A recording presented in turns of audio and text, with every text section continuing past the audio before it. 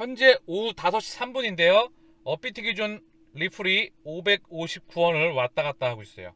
크게 밀리고 기술적으로 반등이 나오고 현재 지지부진한 흐름을 이어가고 있습니다. 비트코인도 3,950만원, 60만원 언저리를 왔다 갔다 하고 있다. 밀리고 기술적으로 반등 나오고 현재 바닥권에서 지지부진한 흐름을 이어가고 있습니다. 리플코인 상승 전환은 섹과의 소송 결과에 따라 2.55달러까지 전망한다. 소송 결과가 단기적으로는 중요한 모멘텀이 될 수가 있겠죠. 너무 질질 끄는데요.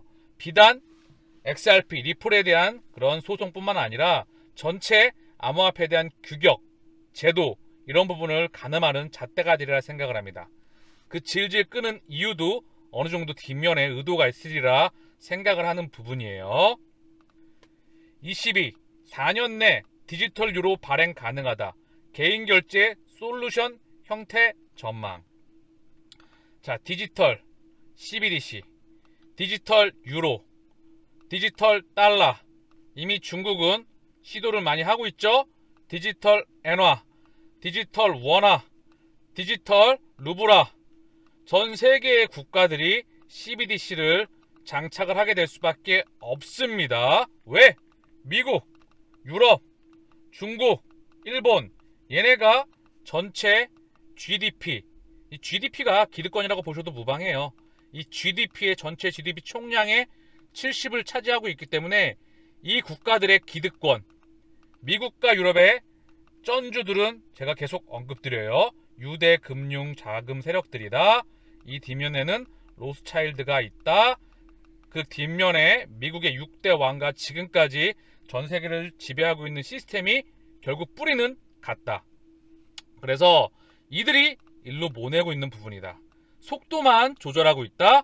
전 세계 CBDC를 연결할 수 있는 혈관은 바로 리플 네트워크가 유일하다. 그리고 이 속도를 XRP의 소송을 리플에 걸어놓고 얘의 상승폭을 제한해 놓으며, 그리고 지금 인프라는 계속해서 확장해 나간다. 그 부분 잊지 마시고요. 우리 뒤에 있는 세력들 제가 계속 언급드리잖아요. 손정이 바로 SBI가 있다.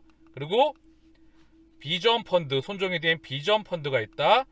비전 펀드 1에 말씀을 드리면 애플, 퀄컴, 폭스콘, 사우디아라비아 국부 펀드, 아랍에미레이트 펀드, 양대 중동 세력들이죠. 애플과 퀄컴과 폭스콘이 다 들어가 있으며 전 세계 쩐주들의 자금이 다 들어가 있다. 그리고 연준은 사실 미국 재무부와 연준은 굉장히 미국을 지탱해왔던 쩐주의 가장 최중심부에 있었다. 이 재무부와 연준, 이 시스템의 리플 이사회랑 리플의 백그라운드와 상당한 관련이 너무나 큽니다. 그쵸? 그리고 디지털 커런시 그룹 글렌 허친스와 또 연관이 있습니다. 그쵸? 이것뿐만 아니죠. 대부분의 모든 현재 전 세계를 받치고 있는 중심 기득권 세력들의 혈관을 연결시키고 있습니다. 제가 더 이상 강조드리지 않더라도 리플 이사회를 보거나, 그리고 리플 이사회에 나와 있지 않더라도 크리스 라스만 하더라도 IMF나 또는 HSBC 여러 관련이 있죠. 그쵸? 모든 부분에 확장이 되고 있는 그런 부분입니다. 추가적으로 하나 더 언급을 드리면은요, 미국 연방준비은행은 미국은 51개 주죠. 이거를 12개 권역으로 나눠요. 그래서 워싱턴 연방준비제도 이사회, 자 여기 페드가 있죠. 그리고 이 51개 권역을 12개 나눠서 12개 연방은행장이 있습니다. 자, 그래서 이 중에 5개 연방 은행장이 돌아가면서 투표권을 갖는데, 이 중에 뉴욕 연방은행은 항시 FOMC에 투표권을 갖는다. 그리고 미국 중앙은행의 연준 부의장, 의장 각각 투표권 하나, 그리고 연준 이사회, 연준 이사가 5명이 투표권을 갖습니다. 총 12개의 투표권이 있는데요. 사실 이런 시스템을 갖고 있으나 미국 51개 주 연방은행에 가장 지분이 많은 그런 은행은 뉴욕 연은으로 알려져 있죠. 바로 글렌 허친스가 뉴욕 연방은행장을 지금 조종했다는, 또는 임명했다는 그런 이야기가 나오고 있죠. 제가 계속 언급드리고 있죠. 그 뒷면 세례의 뒷배우에 바로 글렌 허친스가 있으며 글렌 허친스뿐만 아니라 보이지 않는 전반적으로 큰 움직임이 바로 만들어내가고 있습니다. 벤 버냉키 전 연준 의장이 연준은 디니즘 물가 대책에 실패 비판을 했다. 비트코인은 대체 화폐 불가라고 지금 국내 미디어에 나오고 있는 부분이에요. 여러분, 이거를 굳이 그대로 받아들이시면 안 된다. 이렇게 받아들이시면 안 된다. 연준, 물가를 잡을 수 있는 건 없어요. 사실 금리를 강하게 올리면 돼요. 실물 경제를 포기하고 자산시장을 포기하면서 예전대로 달러, 기축통화의 수호, 연준에 4가지 의무가 있어요. 이게 평상시에는 왔다 갔다 합니다. 첫 번째, 경기를 떠받치는 역할. 두 번째, 정부 정책을 떠받치는 역할. 세 번째, 주주들의 이익을 책임지는 역할. 네 번째, 바로 기축통화의 수호. 그러네 평상시에는 1번, 2번, 3번이 왔다 갔다 하지만 달러 가치가 위태하다 이랬을 때는 1, 2, 3번은 뒤로 가버리고 기축통화의 수호를 끝까지 지켰다. 그래서 경제가 무너지건 여기 나와있던 대로 물가가 튀어서 잡아야 되건 그리고 정부 정책을 보조를 했건 주주들의 이익을 대변을 했건 간에 달러가 파괴됐었으면 어느 순간 되면 끝까지 올려서 기축통화의 자리를 언제나 지켜왔다.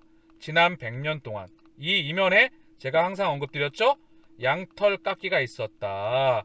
그리고 미 국채 이자를 통해서 안전한 수익을 얻었으며 순이자 마진을 통해서 연준의 미국 민영은행들의 수입이 있었죠. 그러나 양털 깎기의 시대가 끝나가고요. 사실 4조 5천억 달러의 2008년도 이후에 양적 완화를 한 이후에 물가가 그때도 2%였어요. 이 2%에 도달하기가 너무나 힘들었습니다. 그런데 물가가 언제부터 급등을 제대로 하기 시작했느냐? 바로 코로나 팬데믹 때예요. 왜? 왜 물가가 급등을 했죠? 이 물가에 대한 근본적인 부분을 한번 이해하자고요. 이때까지도 4조 5천억 달러를 찍었는데도 불구하고 급등이 안 나왔다. 그러나 코로나 팬데믹 때 바로 전 세계가 락다운이 되죠. 생산, 공장이 멈춰요. 바로 인구의 이동과 사람행과 물자와 이런 부분에 대한 생산에 대한 부분이 멈추니까 첫 번째로 당연히 급등이 나올 수밖에 없죠. 수요는 일정한데 첫 번째, 두 번째 우크라이나 전쟁 이슈가 있었죠. 원자재 가격에 대한 급등이 있었다. 최근 중국의 상하이에 대한 봉쇄, 중국에 대한 공장에 대한 봉쇄가 생기면서 전 세계 공장은 아직 넘버원이 중국입니다. 여기가 공장이 멈추면 당연히 물가가 급등할 수밖에 없죠. 자, 그리고 연준의 9조 달러의 연이은 바로 돈 찍기에 의해서 돈이 급등을 했다. 이 이유밖에 없었다. 그래서 물가 대책, 금리를 올리면 경제가 빠그러져. 그러면 금리를 포기하고 경제를 성장시키려고 그래? 그러면 경기를 더 부양하면 물가가 더 급등을 해. 답이 없는 거였다. 예전에는 이걸 잡아내기 위해서는 아이폰처럼 획기적인 그런 혁명이 일어나야 되는데 쉽지 않은 부분이다. 그래서 이 이면을 살펴보면 이거는 정부 대책이라는 것보단 의도적이었다는 게 상당히 크다. 결국 이렇게 물가가 급등한다는 이유는 바로 스위프트 2.0 시대를 땡겨오며 메타버스와 가상현실과 그리고 암호화폐 시장, 블록체인의 시장, NFT의 시장을 땡겨올 수밖에 없다. 저는 이 기사의 뒤를 이렇게 생각합니다. 이거는 그냥 이렇게 보시면 돼요.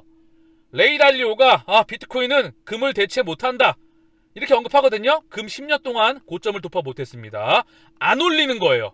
누가? 기득권이 금을 올리지 않는 그 이유가 있겠죠. 그쵸? 그리고 여러가지 말을 많이 하죠. JP모건의 제이미 다이번 암호화폐에 대해서 끊임없이 쓸데없는 말을 많이 했죠. 그러나 뒤에서는 딴짓거리 다 하면서 JP모건 코인과 유럽 20이 아까 CBDC 기술 보셨죠? 거기에 뭐 여러가지 영시적 기술과 물론 CBDC의 핵심은 바로 우리 리플의 XRP 원장이죠. 자, 이것도 공유경제인데요. XRP 원장 전세계 금융기관망의 전산망을 공유하는 겁니다.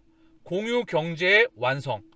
전세계 금융기관들, 은행들, 중앙은행들의 전산망을 공유를 시켜요. 그래서 계약, 스마트 컨트랙트, 플레이 네트워크에서 스마트 컨트랙트에서 자동으로 또 어느 정도 계약이 조건이 완성되면 계약이 실행이 되죠. 어쨌든 그것뿐만 아니라 우리는 노드가 있어요. 80%의 노드가 찬성을 해야 되죠. 이 노드가 바로 150개소 또 확장을 하고 있는데 리플사가 20% 갖고 있고 나머지 80개사가 따로따로 돌아가면서 맞지만 결국 핵심은 같고요. 어쨌든 여기서 연장돼서 이제 뭐 우린 탄소와 무관하다, 친환경적이다, 전기세가 안 들어간다, 채굴이 안 들어간다, 여러 가지 말을 많이 하고 있지만 중요한 건 우리는 이렇게 전산망을 공유를 해서 바로 노드, 프라이빗 블록체인, 중앙은행들의 협력하는 금융기관의 협력, 금융기관의 부족한 시스템을 고쳐나가는 솔루션이다. 물론 이 중심에 바로 리플 네트워크와 XRP가 있고 그 뒤 이면에는 전 세계를 미래를 만드는 파는 세력들의 움직임과 그 중심 자리에 심장에 혈관에 혈액에 XRP가 있는 겁니다. 이 정도 언급을 드리면 이미 어느 정도 그림이 그려지셔야 됩니다. 비트코인 공포 탐욕 지수 8 최근 2년 내 최저. BTC 곧 새로운 강세장 시작. 긍정적인 이슈도 나와요. 공포 탐욕 지수가 8 2년 내 최저라는 거는요. 100일 때 100을 기준점으로 해서 100에 가깝거든요. 탐욕 지수가 가장 높다는 거고요. 0에 가깝다는 거는 공포가 지금 지배한다는 거예요. 그래서 100에 가까울수록 극단적 낙관을 의미한다. 투심이 한층 더 위축되며 2020년 5월 이후 가장 낮은 수치다. 극단적 공포 단계가 지속됐다. 자, 의미하는 말이 뭐죠? 이것이 의미하는 말이 뭘까요? 제가 항상 언급드리죠. 비트코인에 본인이 저는 비트코인의 상단이 한참 많이 남았다 생각해요. 리플의 상단이 이거보다 한참 더 많이 열려있다 생각을 해요. 상승폭 프로테이지로서 그 가치로서 잠깐 조금 더 언급을 드리면 비트코인은 우리가 해외나 보게 되면 BTC, 사토시 마켓이 있죠. 그리고 바로 USDT 그리고 여러가지 바로 비트코인 공포 탐욕 지수 8 최근 2년 내 최저. BTC 곧 새로운 강세장 시작. 긍정적 내용의 기사가 나오고 있는데요. 공포 탐욕 지수가 최저라고 하면서 0에 가깝다면 극단적인 공포, 100에 가까우면 극단적인 탐욕인데 최근에 극단적인 공포 단계가 지속되고 있다. 100에 가까울수록 극단적 낙관을 의미한다. 그래서 공포가 시장을 지배하고 있죠. 비트코인, 리플의 상단이 열려있다. 그리고 그 상단이 목적지가 한참 남아있다라고 본인이 확신하시고 판단하시면 공포가 오면 지금 여유자금으로 매입할 수 있는 기회라고 생각을 합니다. 그 부분이 바로 실물 경제에서 메타버스 그리고 CBDC 우리 리플이 바로 이 메타버스 그리고 이 가상화폐 암호화폐 시장의 최정점과 중심 심장의 혈관을 담당한다고 끊임없이 언급을 드리죠. 그래서 기관 투자자가 테라발 하락장서 비트코인 대거 매수했다라고 지금 나오고 있는 기사인데요. 누군가는 지금 안 좋을 때마다 당연히 모아가겠죠. 왜? 비트코인의 상단은 열려있으니까 리플의 상단은 열려있으니까 얘가 올라갈 때 왜 사? 왜 삽니까? 비싼데 쌀 때 사야지. 그쵸? 그렇지 않아요? 땅값이 올라갈 때 사고 싶어요? 쌀 때 사지? 올라가기 전에. 근데 우리는 투자를 할 때 어떻게 하죠? 올라갈 때 사잖아요. 올라갈 것 같으니까. 떨어지면 팔죠. 떨어질 것 같으니까. 어떻게 하죠? 이렇게 하면 안 돼. 어떻게 한다? 끊임없는 연구와 분석을 통해서 내가 미래 가치가 이만큼이라고 봤어. 그쵸? 여기에 대한 본인이 확신을 하셔야 돼. 근데 얘가 가치가 떨어지는 거야.